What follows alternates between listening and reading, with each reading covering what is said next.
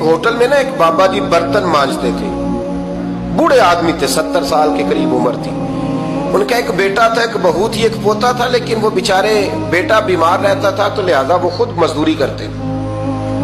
कहते हैं एक दिन वो बाबा जी मेरे पास आए, कहने लगे मेम साहब 2-4 दिन की छुट्टी चाहिए। तो मैंने कहा खैरियत है? कहने लगे मैडम मेरा बेटा फौत हो गया।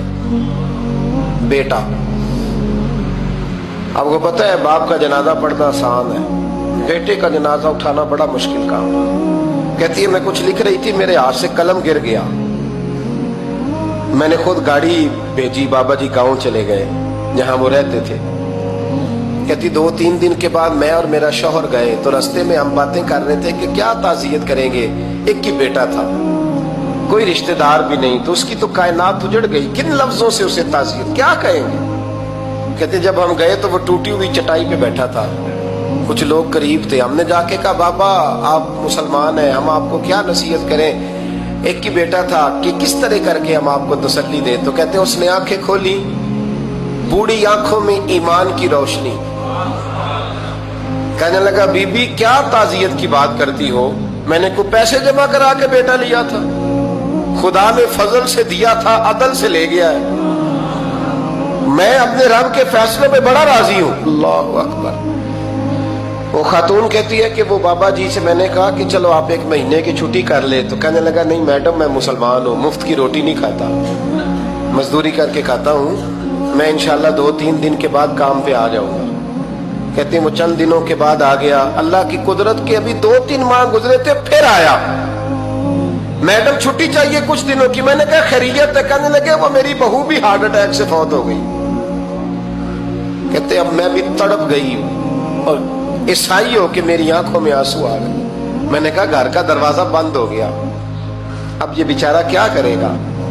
वो अपने शौहर के गम में हार्ट अटैक से फौत हो गई। कहते हम फिर 2-3 दिन के बाद ताज़ियत के लिए गए, फिर टूटी हुई चटाई, बूढ़ा ना अपनी उंगलियों से जमीन पर कुछ बना रहा। कहते करीब गई और मैंने जाके कहा बाबा अब तो तसल्ली आपने खुद ही करनी है, जो निजाम था वो तो हो गया। तो कहते हैं फिर उसने आंखें खोली, आसमान की तरफ देखा तो कहने लगा बेटी कोई परेशानी नहीं, मेरा बेटा बगैर शादी के भी तो फौत हो ही सकता था, बस मेरे मालिक ने जब चाहा जैसे चाह हुआ, मैं इंशाल्लाह 2-4 दिन के बाद काम पे आऊंगा। ये मेरा 3-4-5 साल का पोता है, अभी स्कूल दाखिल हुआ है, मैं साथ ले आऊंगा, वहां मेरे साथ ऊपर क्वार्टर में जहां मैं रहता हूँ ये भी रहेगा। कभी कभी मैं देखती छत पे खड़े होके कि दादा घोड़ा बना हुआ है और पोता सवारी कर रहा है, वो सवेरे उठता उसको स्कूल छोड़ के आता, शाम को लेके आता, प्यार करता, मोहब्बत करता। तीसरी मंजिल पर हमने क्वार्टर दिया हुआ था, वहां दादा पोता रहते। अल्लाह तू बड़ा बेनियाज है। कहती है इकबाल एक दिन ना पोता ऊपर वाली मंजिल पे खेल रहा था, उसका पैर फिसला, वो गर्दन के बल जमीन पे गिरा, मुझे खबर हुई तो मैं दौड़ी, एम्बुलेंस मंगाई, खून से लिथड़े हुए उस बच्चे को दादे ने अपनी गोद में रखा। और जब हम अस्पताल की तरफ गए तो हॉस्पिटल बाद में आया, जनाबे इजराइल पहले आ गए और कहते वो गोद में दम तोड़ गया। फिर दादे ने उसे अपने हाथों से गुस्ल दिया, फिर उसने अपने बूढ़े हाथों से कब्र खोदी और फिर मिट्टी डाल के कहने लगा इन्ना लिल्लाहि व इन्ना इलैहि राजिऊन, जे सोना ही मेरे दुख विच राजी, जे सोना ही मेरे दुख विच राजी। फिर सुख नु चुल्ले डावा।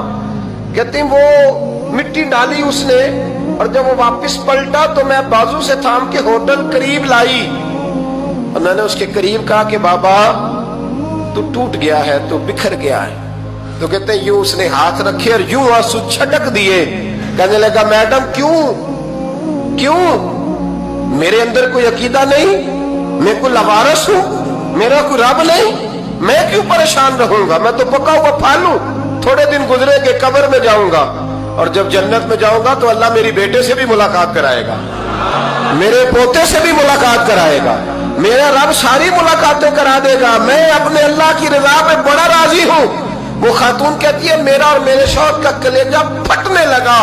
मैंने कहा बाबा ये जज्बा कहां से मिलता है, ये सुकून कहां से आता है। یہ کیفیت کیسے ملتی ہے؟ مجھے کہنے لگا تو نے لینی ہے؟ میں نے کہا تو کہنے لگا تو بھی گنبد خضرا والے نبی کا کلمہ پڑھ جا، اللہ تجھے سکون عطا کرے۔